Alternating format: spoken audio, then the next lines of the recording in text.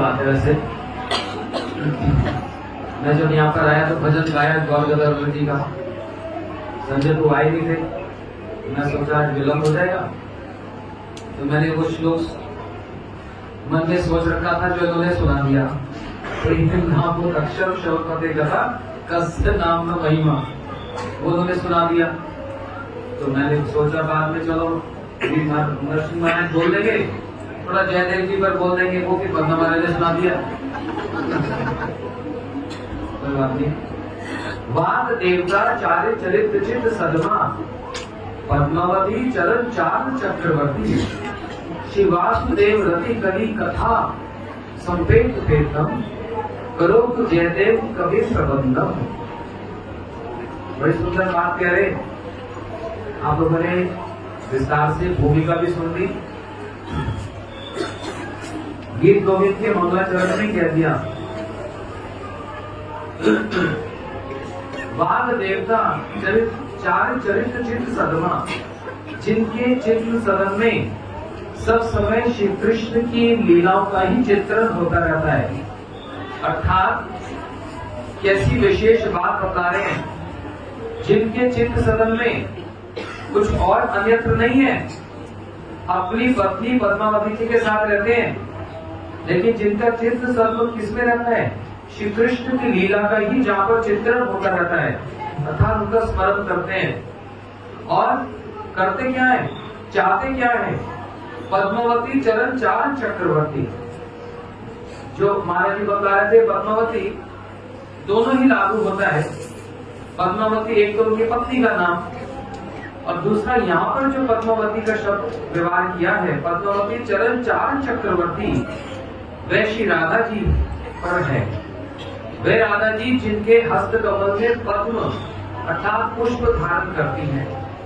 तो पद्मावती चरण चार चक्रवर्ती, जो उनके चरण सेवा के लिए सब समय ललायत रहते हैं। देखो, जिनके हृदय में कृष्ण लीला का चित्रण होता है, लेकिन लालसा किसकी करते हैं, राधा जी के चरणों की लालसा करते हैं।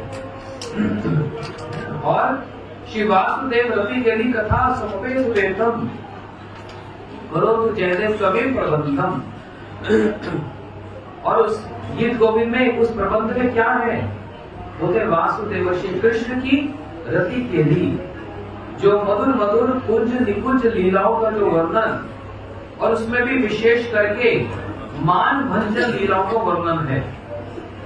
मान भंजन लीला, जहाँ पर राधा जी का मान हेतु अहेतु यूनम मान उच्चते, कभी किसी कारण से और कभी अकारण से वे मान करती हैं, और श्री कृष्ण के मान को मनाने के लिए सब समय नाना प्रकार के वेश धारण करें और बड़ी प्रार्थना इत्यादि के द्वारा उनके मान को शमित करें।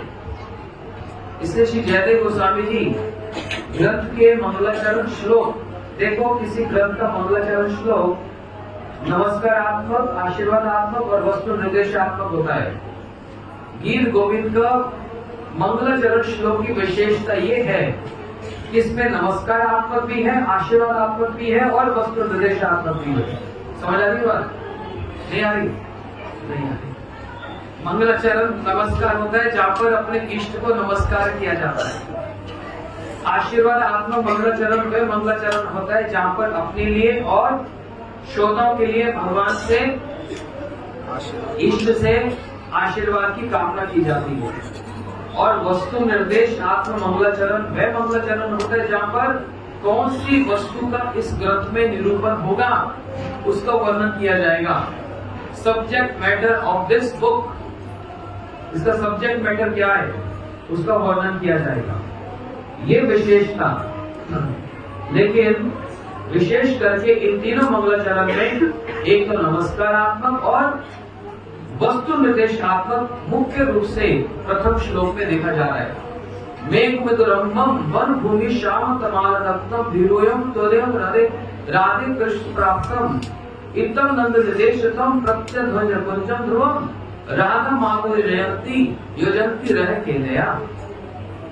यहाँ पर बता रहे श्री जयदेव गोस्वामी क्या कह रहे हैं, यहाँ पर एक जयती शब्द आया, जहाँ पर जय जय की जाए इसका मतलब वहां पर नमस्कारात्मक नमस्कार किया जाता है।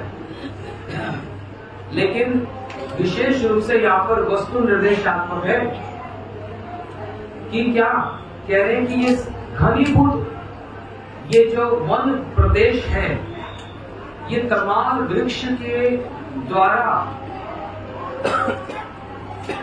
इतना घनीभूत है कि यहाँ पर सूर्य की भी किरणें यहाँ पर प्रवेश नहीं कर पा रही और सूर्य की किरणों को छोड़ो उस वन सदन को मेघों ने भी आच्छादित कर रखा है। काले काले मेघों ने यहाँ पर इनको ढक रखा है। भीरु स्वभाव वाले अर्थात भयभीत हो रहे हैं कृष्ण, वे अकेले स्वतः नहीं आ पाएंगे, इसलिए एक सखी राधा जी को निवेदन कर रही है, प्रार्थना कर रही है, कृष्ण डर रहे हैं, आप ही उनको लेकर कुंज में प्रवेश कराइए। ये तो इसका साधारण सा अर्थ है, लेकिन इसका बड़ा विस्तार है। इतम नंद निर्देशनम, नंद का अर्थ यहाँ पर नंद महाराज से भी हो सकता है, गुरुदेव बतला रहे हैं यहाँ पर। लेकिन क्या नंद महाराज जी राधा जी से कहेंगे तुम कृष्ण को लेकर कुंज में प्रवेश करो? नहीं कहेंगे, वहां पर ऐसा खास होगा। तो यहाँ पर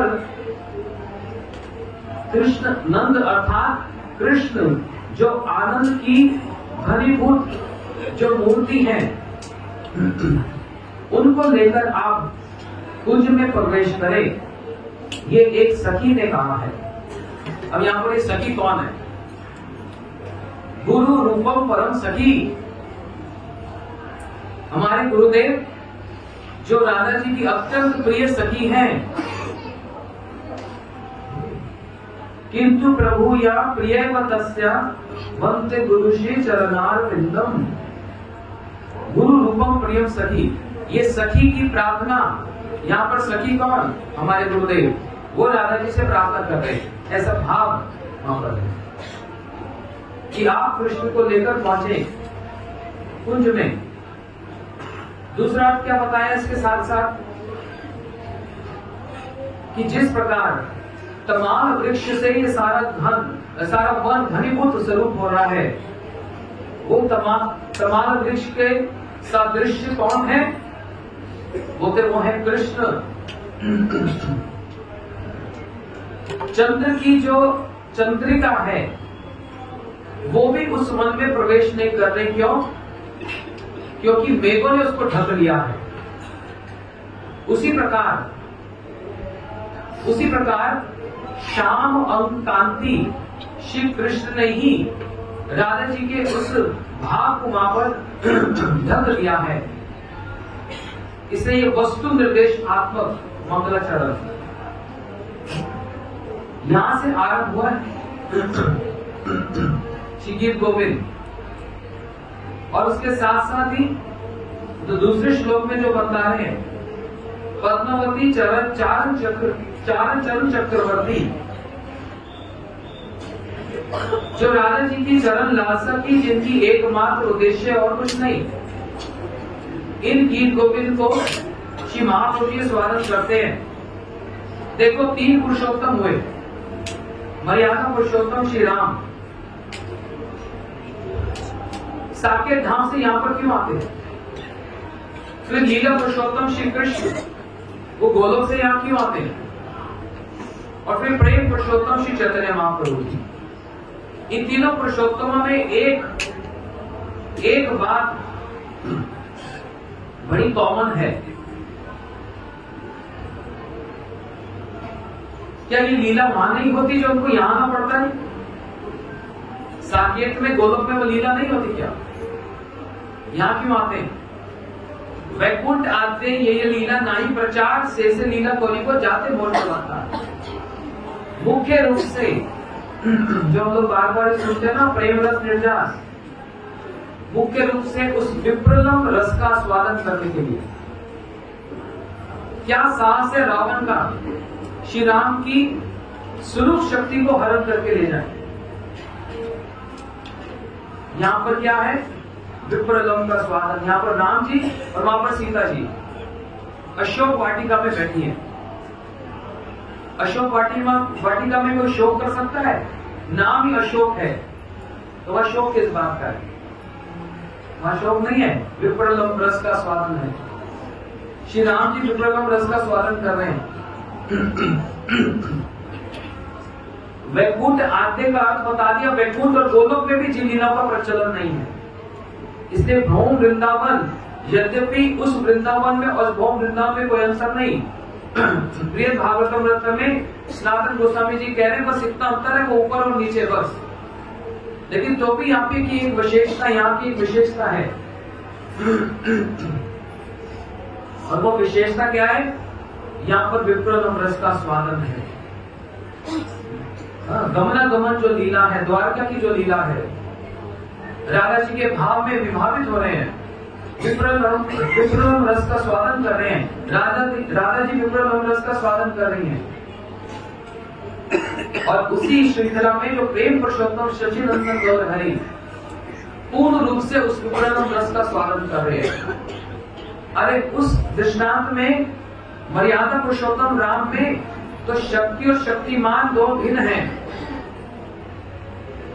एक दूसरे का नाम लेकर उस विप्रलंब रस को स्वादन कर रहे हैं। कृष्ण और राधा जी भी विप्रलंब रस का स्वादन कर रही हैं। लेकिन सच्चिदानंद गौर हरि के स्वरूप में क्या है? स्वयं ही कृष्ण, राधा भाव द्युति सुवलितम नौमी कृष्ण स्वरूपम। दोनों इतने गाढ़ आलिंगन को प्राप्त हैं, एक ही स्वरूप हो गए। ये भी कहना कठिन है कि पहले ऐसे कुछ लोग बोलते हैं, पूछते हैं, पहले महाप्रभु थे कि पहले राधा कृष्ण थे? महाप्रभु से राधा कृष्ण हुए कि राधा कृष्ण मिलकर महाप्रभु हुए? महाप्रभु से राधा कृष्ण हुए कि राधा कृष्ण मिलकर महाप्रभु हुए? महाप्रभु से राधा कृष्ण नहीं हुए। यहां तक बताया कि गौर लीला में कृष्ण लीला है। कृष्ण लीला में गौर लीला तनिक छोटी सी है बस, लेकिन गौर लीला में पूर्ण रूप से कृष्ण लीला समाहित है। इसलिए उसी एक स्वरूप में पूर्ण रूप से अन्य अन्य अवतारों या अवतारियों से भी अधिक विप्रलंब रस का आस्वादन कर रहे हैं।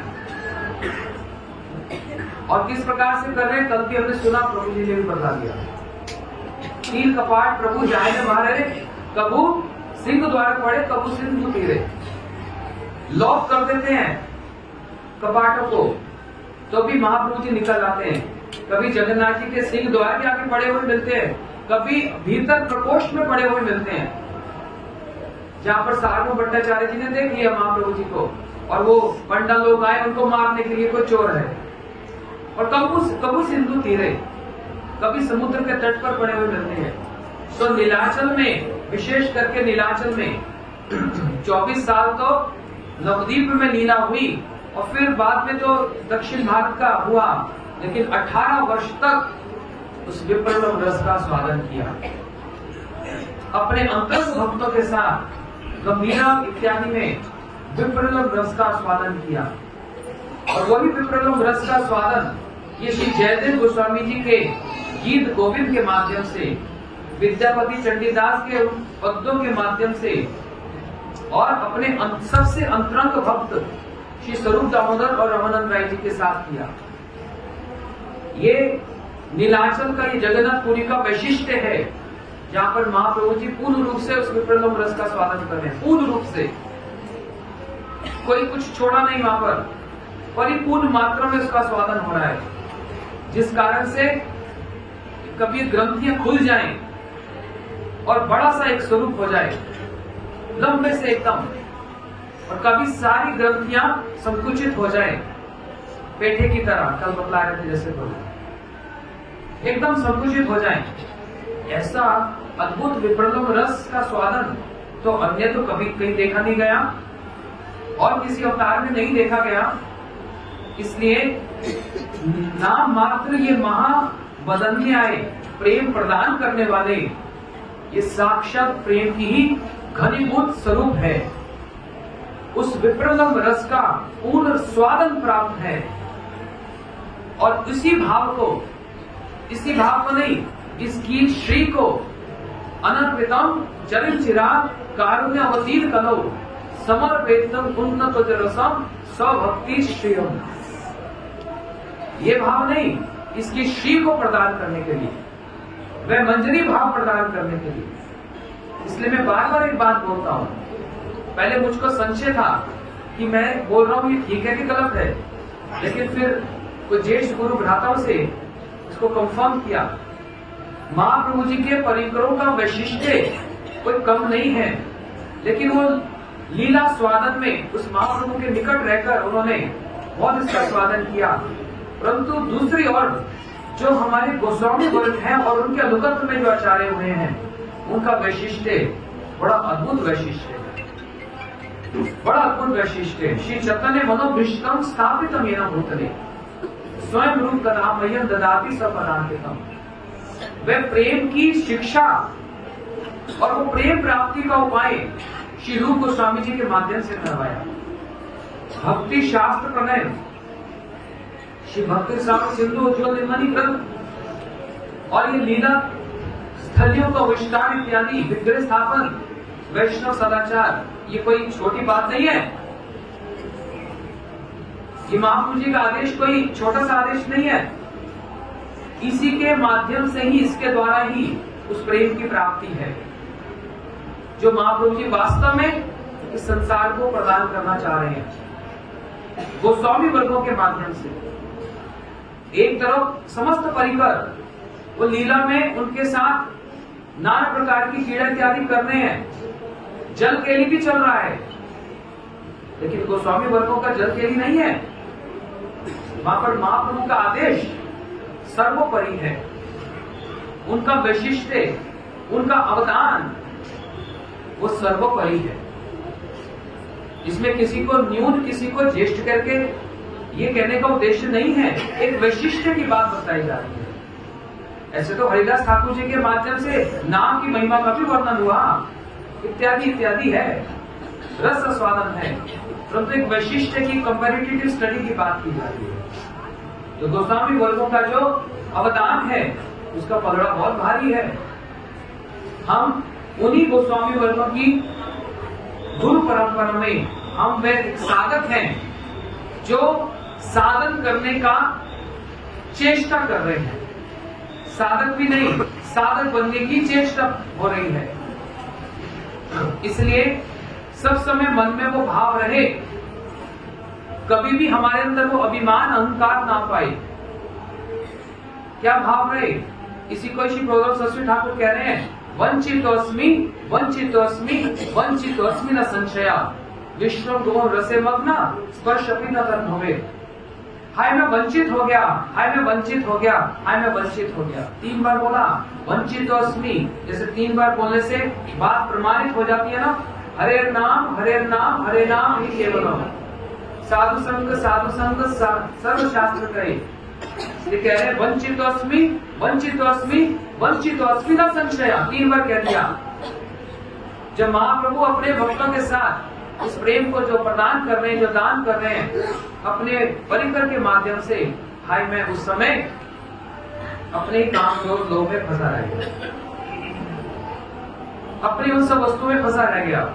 इससे बाहर निकलने की चेष्टा नहीं की, इस शैल से बाहर आने का मैंने प्रयास तक भी नहीं किया। अरे प्रयास तो करो, श्रद्धावन जन है भक्ति अधिकारी, थोड़ा सा प्रयास तो हो, थोड़ी सी निष्कपट रूप से हरि गुरु वैष्णव की सेवा तो हो। वो कभी निष्फल जाएगी नहीं, वो फलीभूत होकर ही रहेगी और उसकी अनुभूति भी प्राप्त होगी, संसार से वैराग्य भी प्राप्त होगा और संसार की असारता भी प्राप्त होगी, सब कुछ होगा। ये सारी बातें एक तरफ, और उसके साथ साथ देखना स्वाभाविक रूप में महाप्रभु जी के चरणों में अनुराग अवश्य होगा, अवश्य होगा। महाप्रभु के भक्तों के उनके भजनों को सुनकर हृदय को अवश्य रूप से स्पर्श करेगा। इसलिए सेवा में और भोग में बहुत अंतर है। सेवा में भोग में, ये आध्यात्मिक क्रिया में भी सेवा और भोग होता है। ठाकुर जी को भोग लगाना भी सेवा है कि भोग है? वहां भोग भी होता है। अपनी इच्छा से लगा रहा हूं कि ठाकुर जी की मन की बात को रख के करवा रहा हूं। बात समझ आ रही है? उदाहरण देता हूं छोटा सा, वेरी सिंपल। रसगुल्ला खाने की इच्छा हो रही है, मन कर रहा है कि चलो बाहर जाके, बहुत दिन से रसगुल्ला नहीं खाया, नवदीप में खाया था और वो उसके बाद मिला नहीं, तो गाड़ी लेकर गए, दुकान से रसगुल्ला खरीदा, तुलसी रखकर भोग लगाया और उसको खा लिया। गलत काम तो नहीं किया, प्रसाद तो पाया। लेकिन एक दूसरा व्यक्ति मन में विचार कर रहा है, नवदीप में गया, वहाँ महाप्रभु जी को बड़ा सुंदर रसगुल्ले का भोग लग रहा था, आज मैं अपने ठाकुर जी के लिए भी वही रसगुल्ला लेकर जाऊंगा। अपने महाप्रभु के लिए, अपने ठाकुर जी के लिए वही रसगुल्ला भोग लगाऊंगा। वहां पर तनिक भी अपने स्वाद की और खाने की इच्छा नहीं है, अपने इष्ट के सुख की इच्छा है। ये बड़ा सूक्ष्म एक लाइन है भैया, बहुत सूक्ष्म रेखा ये। कहाँ भोग है और कहाँ ये सेवा है। तो फिर वही क्रिया किया, गाड़ी लेकर गए, रसगुल्ला खरीद कर लाए, तुलसी रखकर भोग लगाया और स्वयं ही तो पाया। लेकिन पहले और दूसरी क्रिया में जमीन आसमान का अंतर है। आत्म प्रीति वांछा खाते बोले काम। पहली वाली क्रिया में अपने स्वाद के लिए भोग लगाकर खाया गया और दूसरी क्रिया में ठाकुर जी के सुख के लिए किया। तो धाम परिक्रमा, धाम दर्शन, नाम जप करना इत्यादि इत्यादि जितने प्रकार के भी साधन हैं, उद्देश्य देखना पड़ेगा। नहीं तो परम गुरु जी की बात स्मरण रखेंगे, गंगा जी के तट पर नीम वृक्ष होगा ना, वो नीम वृक्ष और ज्यादा कड़वा होगा। और वही गंगा जी के तट पर यदि आम का वृक्ष लगाया जाएगा तो वो उतना ही मीठा होगा, क्योंकि उसको सारा अनुकूल वातावरण प्राप्त हो रहा है। इसलिए भक्ति शास्त्र, गुरुदेव के प्रवचन, गुरुदेव की सेवा, भगवान की सेवा, ये सारी सेवा जो प्राप्त होती है, तो उसमें यदि हम अपने उन्हीं पुराने स्वभाव में अटल रहेंगे तो वो स्वभाव की वृद्धि हो जाएगी। और यहाँ यदि वहां पर शरणागत ना हुआ जाएगा तो वही काम क्रोध और वर्धित हो जाएगा। जैसे नीम और ज्यादा कड़वा हो जाता है, आम उतना ज्यादा मीठा हो जाता है, अनुकूल वातावरण प्राप्त होता है। इसलिए माँ भागवत के निकट वास करने से, भागवत के निकट वास मतलब जितनी तदीय वस्तु हैं, ये धाम, श्री तुलसी जी, श्री गंगा जी, श्री जमुना जी इत्यादि, भागवत जी, श्री नाम प्रभु, इनके निकट वास करने से बंद मोही सावधान माते, सावधान होकर, तो वही सारी चीजें उथल पुथल हो जाएगी और वही स्वभाव वर्धित होता चला जाएगा। इसलिए वंचितोस्मि, मैं अपने लिए कह रहा हूँ, मैं वंचित हो गया जब गुरुजी सबको सिखा रहे थे, पढ़ा रहे थे और सबको ये प्रेम वितरण कर रहे थे। मैं बस बैठ कर देख रहा था और चुप कर देख रहा था। मैंने उसका पूरा लाभ नहीं उठाया, मैंने वो सौभाग्य नहीं। लेकिन अब पछतावे क्या हो, 12 साल बीत गए, गुरुजी का नाम लेकर एक दिन भी आंखों में आंसू नहीं आते, उनका स्मरण करके धीरे नहीं होता, उनकी उन लीलाओं का स्मरण नहीं होता, उनके साथ रहकर वो जो सेवा थी उनका स्मरण नहीं होता, तो फिर वो सेवा नहीं रही। मैं उस वस्तु से वंचित हो गया। मैं यही प्रार्थना करता हूँ कि कभी क्या कोई ऐसा चमत्कार हो सकता है कि 20 साल जीवन के रिवाइंड हो जाए? हो सकता है ऐसा? रिवाइंड वाला कोई बटन है? और इसी बुद्धि से, इसी चेतना से वो 20 साल यदि जीवन के रिवाइंड हो जाए और फिर गुरु जी का फिर से पुनः वो संग प्राप्त हो जाए, बस फिर वो अवसर नहीं छोड़ूंगा। गौर प्रेमानंदे।